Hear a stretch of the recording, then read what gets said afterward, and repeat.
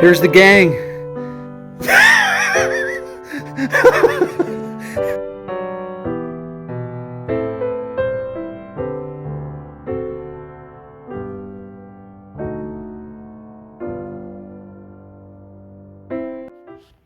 Part one of many.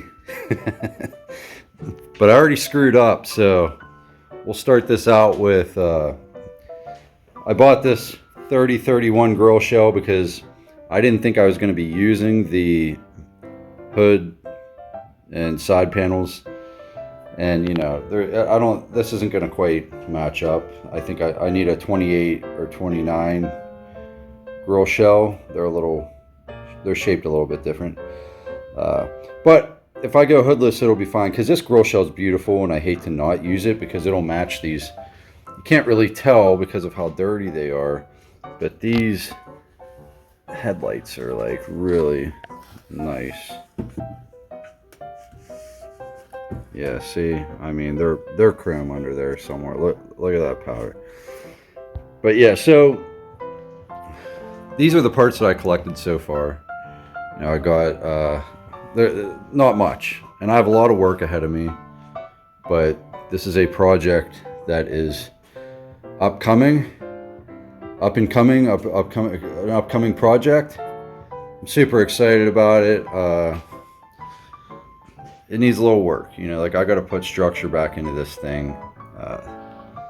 There's a lot, but it's not anything worse than what I'm used to, so I'm pretty excited about it.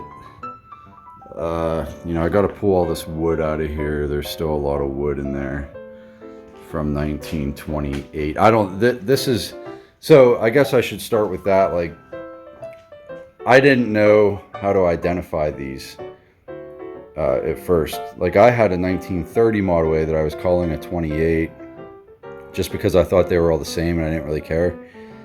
But if you see this line here, my buddy Brian taught me this. I didn't realize it, but that's how you can distinguish if this is a 28 or a 29 compared to a 30 or a 31, because the 30s and 31s just continue. They don't go in like that. So that's interesting. So this is a 28 or a 29 body, which is fine. So this one I can just call a 28. I need to flip-flop the titles to my videos. But as you can see, this one is not a shorty. This one is a normal Model A two-door sedan. And I have a frame that's coming. It's at my buddy's shop right now.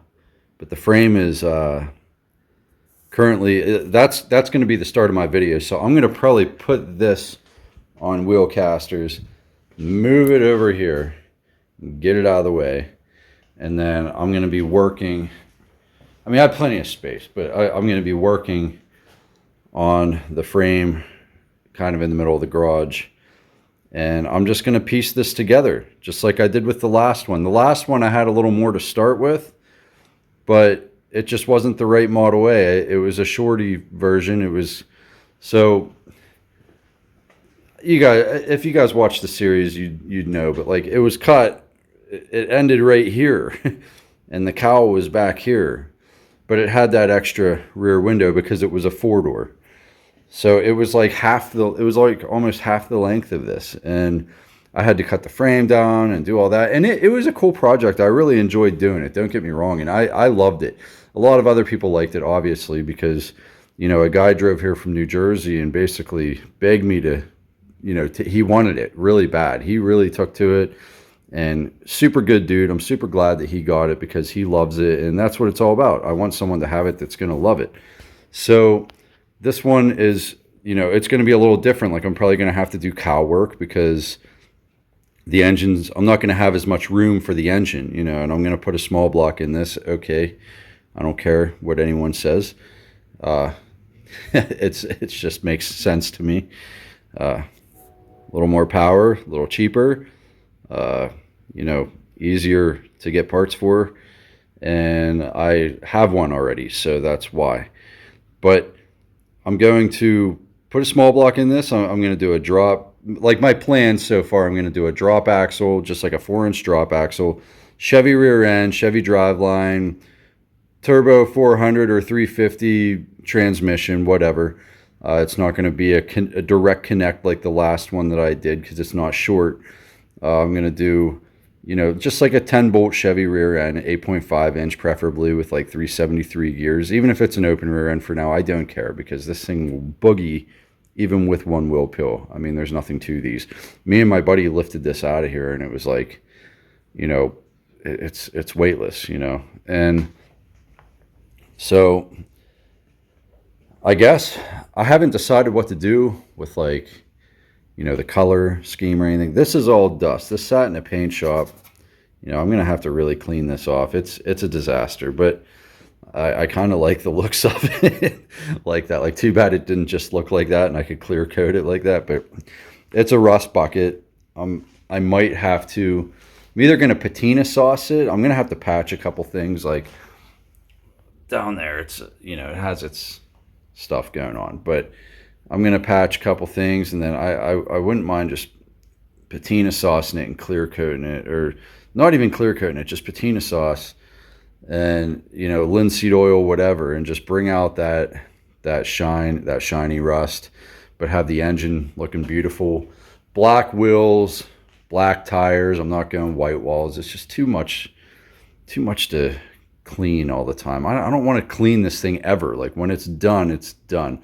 Lake style headers, you know, same as the last one pretty much. Like, I love the looks of that. My taste hasn't changed in the way I love a Model A to look, but the lake style headers and everything are a must. And, you know, fin valve covers. I'd love to still do like a triple deuce manifold carburetors, but, you know, if I just put a single 4-barrel on there, that's fine too. But, you know, I guess my point is the way I want to do it. Like, I don't want to like cut corners and half-ass, like, oh, I'm not going to get that manifold because it's cheaper. You know, like, if I'm going to build this car for me, like, I want it to be the way I want it. Like, I'm not building it to flip it and sell it. So I kind of want it to be, you know, everything I want it to be. And it's going to be, because that's just the way it be. But yeah, so I don't know. I don't have a ton of money right now to sink into it. I'm just going to be picking parts out, man. The hunt is on. The hunt of Marketplace is on. I'm going to be on there every night looking at parts and pieces. Unfortunately, there's nothing near me. Everything is like 5 hours away. It sucks. I got really lucky. You know, go figure. I got really lucky and found this grill shell here. And that grill shell is in really good shape. But it was right in my town, you know, go figure, right here. It was 10 minutes away, but it's not the right one if I want to use that hood. So, I don't know, man. I'll probably do an open concept, dude. I'm probably going to go hoodless because I want to see that engine, man. But I also like, I think it looks cool when you cut out the sidewalls just for the lake style header and have that header coming out. Like, that's neat too. Like, I might make it so that you can do both, but I'm not like, I don't have like, you know, a shrinker, like a shaper. Like, I don't really want to like try to like reshape that hood. I would have to get a new grill shell, or I don't know, man. I don't know. I'm not that far ahead yet. I mean, it just kind of happens as it happens, as you guys know. My mind changes nightly. It changes hourly sometimes, man. Like, I can't really, it's tough, but that's where we're at. And so let's go down through the checklist. Okay, so we're going to do small block Chevy, lake style headers, fin valve covers, all that. Okay. Boxed frame as of now, halfway back.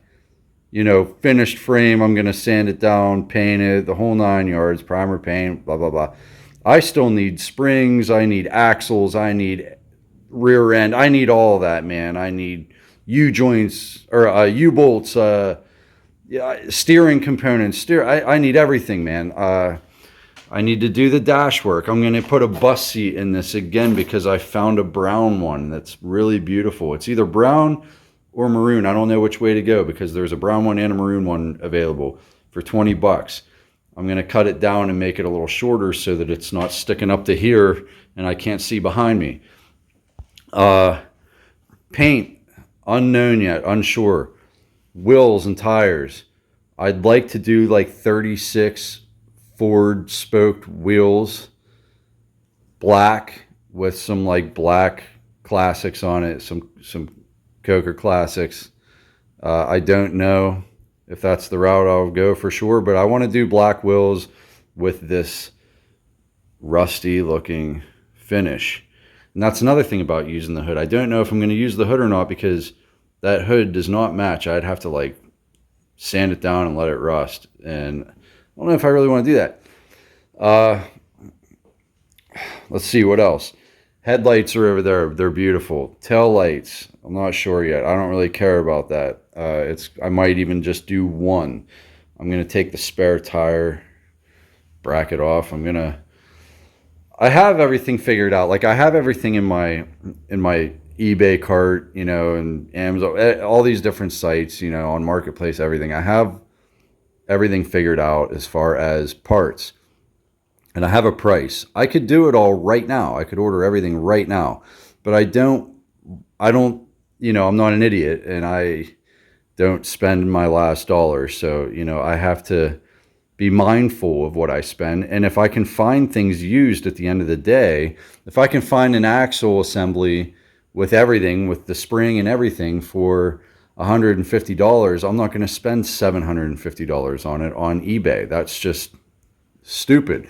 I can put a little time into it and sand it, you know, wire wheel it, bring it back, paint it, and make it look beautiful and brand new for $150.